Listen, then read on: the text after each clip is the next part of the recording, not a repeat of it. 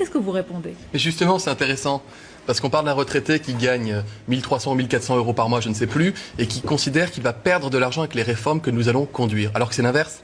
Parce qu'en réalité, la hausse de la CSG, qui va représenter à peu près une vingtaine d'euros par mois, comme ça de tête, sera plus que compensée par la suppression de la taxe d'habitation. Il est tout à fait dans les clous pour ne plus payer de taxe d'habitation. Pour peu qu'il soit parisien et qu'il paye 8 ou 900 euros de taxe d'habitation par an, si vous faites 8 à 900 euros moins les 200, il va gagner 5 à 600 euros de pouvoir d'achat. C'est-à-dire la plus grosse hausse de pouvoir d'achat qu'il ait connue ces dernières années. Et vous savez, je vois, mais on a un vrai travail de pédagogie. Vous savez, j'utilise un proverbe en ce moment avec cette réforme de la fiscalité parce qu'on supprime la taxe d'habitation, on supprime les cotisations salariales, on monte la CSG. Je dis aux gens, ne regardez pas la tâche, voyez la girafe, voyez l'arrivée, le point, le point d'arrivée des choses. Surtout, hein, je rencontre des retraités qui sont avec des petites pensions, qui gagnent 700, 800 euros, qui continuent de faire des marchés pour pouvoir augmenter un peu leurs revenus et qui ont peur de payer plus de CSG alors même qu'ils ne la payent pas aujourd'hui.